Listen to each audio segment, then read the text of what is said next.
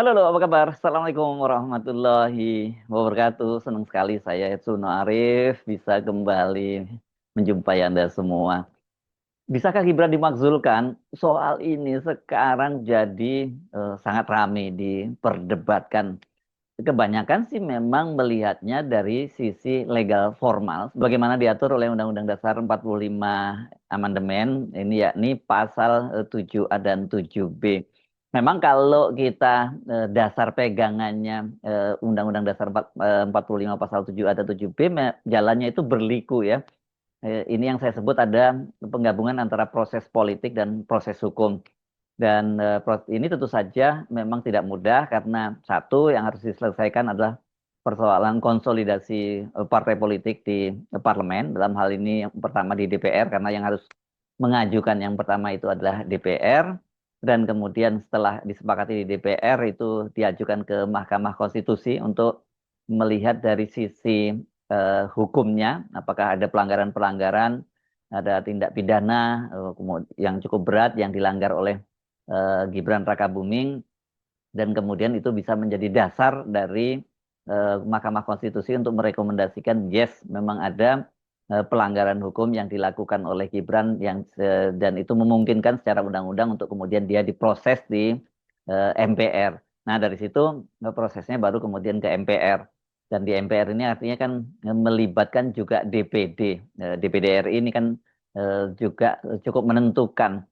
Nah, jadi dari situ kalau kita ngomong secara legal formal, ya itu memang cukup berat. Tapi seperti sejak awal saya katakan sebenarnya yang lebih utama ini adalah proses politik. Bagaimana konsensus di antara para elit politik. Kalau di antara para elit politik itu yang sekarang ada di parlemen itu sepakat, jadi kok barang itu ya. Dan ini nanti bisa kita lihat apakah barang ini akan segera bergulir menjadi proses pemakzulan atau tidak, itu bisa kita lihat setelah DPR selesai menjalani masa reses, dan masa resesnya itu kan berlangsung sejak tanggal 28 Mei sampai tanggal 23 Juni. Jadi kalau reses tanggal 23 Juni berarti tanggal 24 Juni itu akan ada rapat paripurna. Ini berarti kalau rapat paripurna kita nanti bisa melihat seperti apa, siapa fraksi mana-mana saja yang hadir dan berapa yang hadir itu bisa kita mulai hitung. Oh, sekarang berarti proses politik sedang bergulir. Jadi kalau memang akan ada proses pemakzulan, saya kira sekarang ini sudah terjadi pertemuan-pertemuan intens di antara para elit politik untuk menyatukan sikap dalam soal ini ya. Apakah mereka nanti sepakat untuk memproses pemakzulan ini atau tidak? Mengapa saya menyatakan bahwa dari sisi yang hadir saja kita sudah tahu bahwa ini sedang terjadi proses konsolidasi atau tidak? Karena aturannya memang untuk mengajukan pemakzulan itu memang hanya 25 orang anggota DPR saja yang mengajukan inisiatifnya, dan kemudian di dalam rapat paripurna itu akan dibahas soal ini karena pada rapat paripurna tanggal 24 Juni perkiraan saya berarti hari Selasa ya, itu surat dari para purnawirawan yang ditandatangani oleh 4 orang perwira tinggi TNI, yakni perwira tinggi purnawirawan ya, perwira tinggi TNI purnawirawan, yakni mantan Wakil Panglima TNI Jenderal TNI Purnawirawan Fahru Rozi, kemudian mantan Kepala Staf TNI Angkatan Darat Jenderal TNI Purnawirawan Tiasno Sudarto, mantan Kepala Staf TNI Angkatan Laut Laksamana TNI Purnawirawan Slamet Suyanto, dan mantan Kepala Staf TNI Angkatan Udara Marskal TNI Purnawirawan Hanafi Asnan yang sudah dikirim ke DPR pada tanggal 2 Juni yang lalu. Nah, ini akan nanti dibacakan dan kemudian dari situ apakah 2/3 dari yang hadir itu menyepakati atau tidak. Tapi sebelum dihitung sepakat atau tidak 2/3 yang hadir itu mesti dicek dulu apakah anggota DPR yang hadir pada rapat paripurna itu nanti mencapai quorumnya, yakni 2/3 dari anggota yang harus hadir. Jadi makanya saya katakan kalau yang datang itu nanti lebih dari 2/3, bahkan mungkin semuanya datang 580 anggota DPR itu hadir, ya berarti ini ada mobilisasi gitu ya, dan berarti proses pemakzulan itu akan berjalan. Tapi kalau ternyata yang hadir ternyata bahkan nggak sampai separuhnya, ya proses pemakzulan itu dipastikan masuk ke angin. Jadi belum bisa dilakukan setelah masa persidangan kali ini. Berarti lobby-lobby menolak itu yang lebih kuat.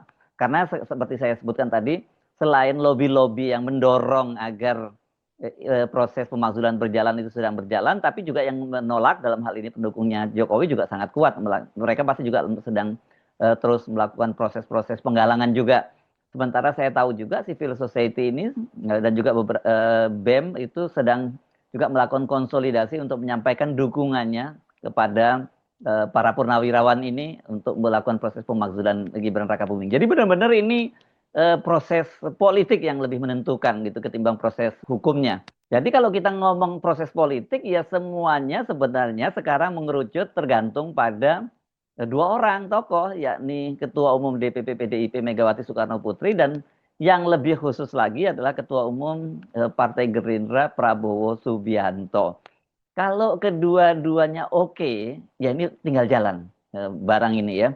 Atau katakanlah misalnya begini, Ibu Megawati oke dan nanti PDIP yang mengambil inisiatif, sementara Pak Prabowo mungkin sementara melalui Partai Gerindra tangannya nggak mau kotor, tapi secara diam-diam memberikan blessing, dan kemudian partai-partai lain itu mendukung, ya barang ini jadi gitu. Paling sekarang ini kalau kita lihat petanya di DPR, kendati sekarang ini secara formal bahwa satu-satunya partai yang tidak ada di pemerintahan, saya tidak menyebutnya sebagai oposisi karena memang posisinya PDIP itu walaupun dia berada di luar pemerintahan sekarang, tapi dia menyatakan mendukung pemerintahnya Prabowo, bukan pendukung pemerintahnya Prabowo Gibran ya, mendukung pemerintahnya Prabowo. Jadi gimana kita menyebutnya ini? Oposisi terhadap Wakil Presiden Gibran Rakabuming, tapi mendukung Presiden Prabowo Subianto.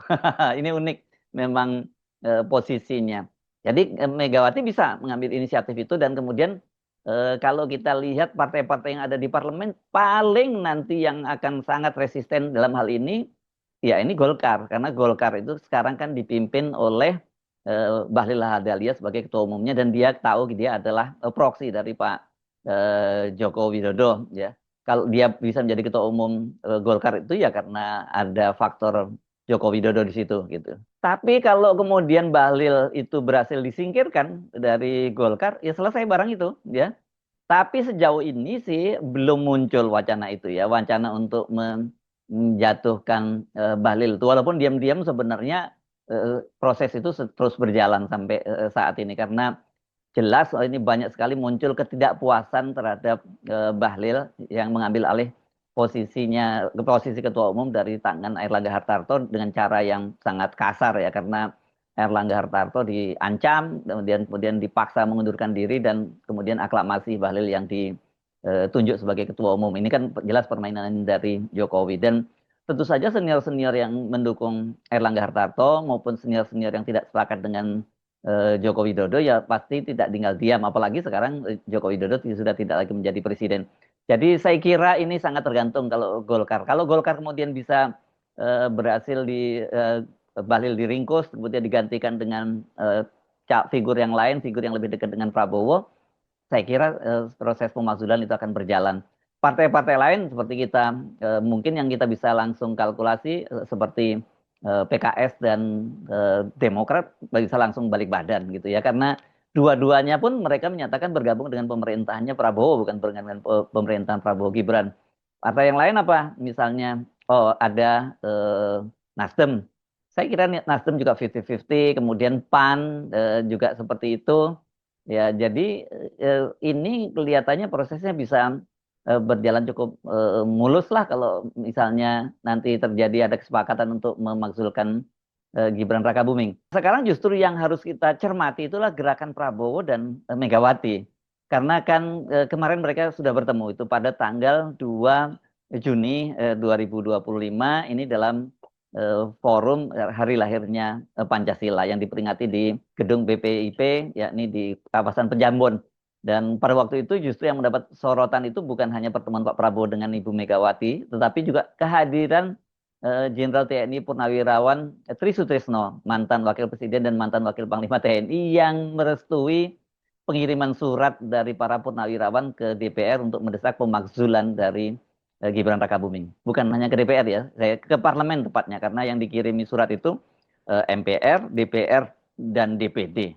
Jadi tiga unsur ini kan kita sebut sebagai parlemen begitu ya.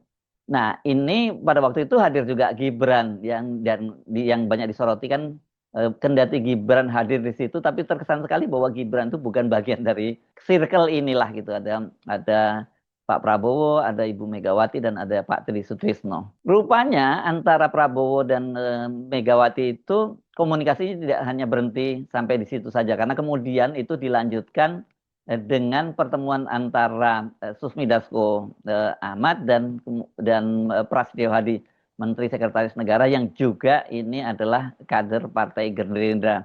Keduanya bertemu dengan Megawati yang didampingi oleh Puan Maharani dan sejumlah petinggi PDIP lainnya.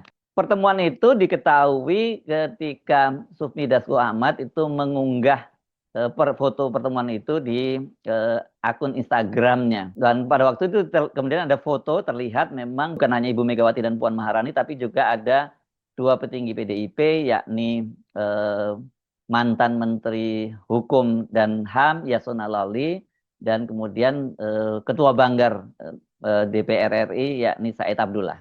Kepada wartawan hari Kamis yang lalu di Komplek Parlemen, Dasko menyatakan bahwa kami memang diutus menyampaikan beberapa hal dan pesan yang sudah disampaikan dari Pak Prabowo kepada Ibu Megawati dan sebaliknya kami juga membawa pesan balik dari Ibu Megawati kepada Pak Prabowo. Ketika ditanya apa pesan yang disampaikan oleh Prabowo kepada Megawati, Dasko menjawab bahwa pesan tersebut bersifat rahasia. Pesan itu nggak boleh disampaikan dong di sini, konfidensial ujarnya. Sementara Prasetyo dia kepada wartawan dia menjelaskan ini ketika dia nonton pertandingan antara Indonesia dengan Cina, timnas Indonesia dan Cina, dia menyatakan bahwa pesan dari Ibu Megawati ke Pak Prabowo itu adalah pesannya sebenarnya khusus disampaikan kepada Pras bahwa dia diminta untuk menjaga kesehatan Pak Prabowo dan menjaga presiden. Nah, apa maksudnya menjaga presiden ini? Ini cukup juga artinya bisa sangat politis karena manusia merdeka, misalnya Said Didu menyatakan bahwa dia mendengar info-info yang cukup konfidensial dari kalangan elit, terutama dari kalangan pengusaha besar nasional yang memberikan pesan katanya kalau Prabowo tidak segera bertindak, artinya segera ngambil langkah-langkah pemakzulan Gibran ini ditindaklanjuti, maka kalau terlambat itu dalam 3 bulan ini Prabowo bisa digulung balik oleh Jokowi. Ini pesan yang sangat serius menurut Said Didu. Jadi dari situ kita tahu bahwa sekarang ini memang sedang terjadi lobby-lobby politik tingkat tinggi yang berlangsung. Ada yang terpantau ke permukaan karena diunggah seperti pertemuan antara Dasko dan Prasetyo Hadi dengan Ibu Megawati dan Puan serta petinggi PDIP lainnya.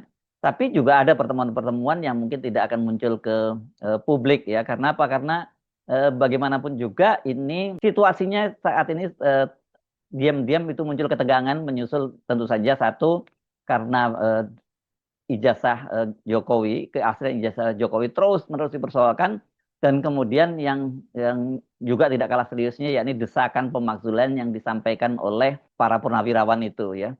Dan kalau kita melihat sikap dari Pak Prabowo kan sikapnya mendua dalam soal ini ya. Misalnya dalam soal pemakzulan, kendati tidak menyatakan menyetujui, tapi diam-diam ada terkesan Pak Prabowo kalau toh tidak mendukung, dia tidak mengambil posisi. Kenapa saya menyebutkan seperti itu? Kan kita lihat ada sikapnya kepada Pak Tri Sutrisno.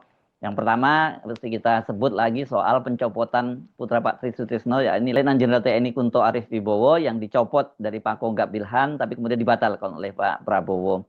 Yang kedua, itu soal bagaimana sikap Pak Prabowo yang menolak hadir dalam halal bihalal PPAD ketika tahu bahwa Pak Tri Sutrisno itu tidak diundang. Tapi kemudian Pak Prabowo memberikan syarat dia mau hadir kalau Pak Tri diundang dan kemudian Pak Tri diundang dan bahkan didudukkan di dalam tempat yang terhormat satu meja bersama Pak Prabowo dan ketika dia mau menyampaikan pidato kan dia balik badan dan memberi hormat kepada Pak Tri. Dari situ kan kenapa kita bisa menyimpulkan ya Pak Prabowo nggak punya persoalan dengan langkah yang dilakukan oleh Pak Tri mendukung para purnawirawan itu. Jadi makanya saya menyatakan bagaimana nantinya nasib dari pemakzulan Gibran ini sangat tergantung dari sikap Pak Prabowo Subianto sebenarnya ya. Ibu Megawati mungkin bisa mengambil sikap dengan mengambil inisiatif untuk melakukan proses pemakzulan di DPR dengan menginstruksikan fraksi PDIP melakukan menginisiasi proses pemakzulan. Tapi kalau kemudian tidak ada blessing dari Pak Prabowo, ya saya kira proses pemakzulan itu tidak akan jalan. Jadi ini sebenarnya seperti saya sebutkan nggak terlalu sulit. Ya kalau memang di antara elit politik itu ada kesepakatan, terutama antara Ibu Megawati dan Pak Prabowo Subianto. Jadi mari kita tunggu saja prosesnya. Apakah akan ada pertemuan-pertemuan lanjutan, misalnya setelah Dasko dan Prasetyo Hadi bertemu dengan Ibu Megawati dan Puan dan petinggi lainnya. Kemudian ada pertemuan antara fraksi PDIP dengan fraksi Gerindra dan sebagainya, atau kemudian ada proses di MPR yang sekarang ini ketuanya dipegang oleh Gerindra yang akan melakukan rapim nanti setelah reses. Ini yang kita tunggu. Jadi nggak terlalu lama lagi kita akan tahu seperti apa. Jadi kalau sekarang ini tanggal berapa? Tanggal 8, tanggal 24, masih 2 pekan lagi kita akan dapat gambaran apakah proses pemakzulan itu akan berlangsung atau tidak. Tapi saya kira patut kita untuk mencermati hari-hari ini, pekan-pekan ini, manuver-manuver dari para politisi, baik yang dilakukan secara terbuka maupun tidak terbuka. Karena situasinya ini diam-diam memang di bawah permukaan cukup menegangkan. Saya sebenarnya sampai ketemu lagi. Wassalamualaikum warahmatullahi wabarakatuh.